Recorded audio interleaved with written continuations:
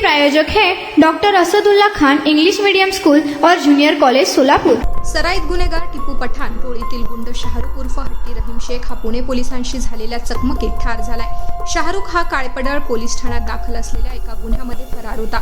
त्याला पकडण्यासाठी पोलीस पथकावर त्याने गोळीबार केला होता। यानंतर चकमक उडाली। ही घटना रविवारी पहाटे 5च्या सुमारास मोहोळजवळ लांबोटी येथे घडली।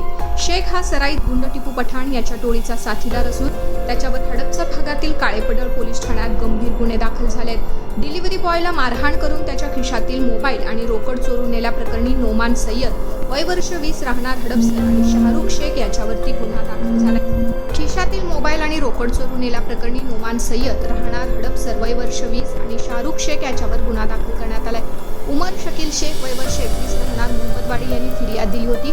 फिर्यादी एका फूड डिलिव्हरी ॲपवरून आईस्क्रीमची डिलिव्हरी देण्याकरता मोटरसायकलवरून जात होते। यावेळी 3 जणांनी धारदार शस्त्राचा धाक दाखवत फिर्यादी याच्या खिशातले मोबाईल आणि 630 रुपये जबरदस्तीने काढून घेतले होते।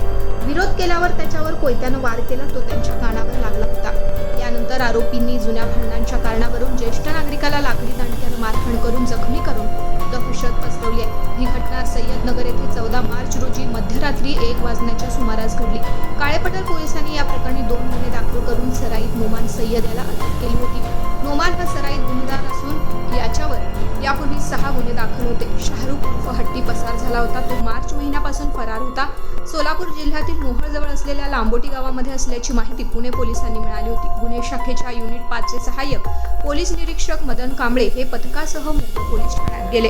मोहोळ पोलीस ठाण्यातील 2 कर्मचाऱ्यांच्या मदतीने त्यांनी लांबोटी येथे जाऊन शाहरुख याला पकडण्याचा प्रयत्न केला। पहाटे 3 वाजण्याच्या सुमारास शाहरुख याने पोलिसांच्या दिशेने गोळीबार करण्यास सुरुवात केली। पोलिसांनी प्रत्युत्तरादाखल केलेल्या गोळीबारामध्ये त्याचा मृत्यू झाल्याचं सांगण्यात येत आहे। पहाटे 5च्या सुमारास मोहोळ पोलीस ठाण्याच्या निरीक्षकांनी ही माहिती सोलापूर जिल्हा नियंत्रण कक्षाला दिली आहे। शाहरुख याला जखमी अवस्थेत सोलापूर जिल्हा रुग्णालयामध्ये दाखल करण्यात आले। शाहरुख याचा मृत्यू झाला।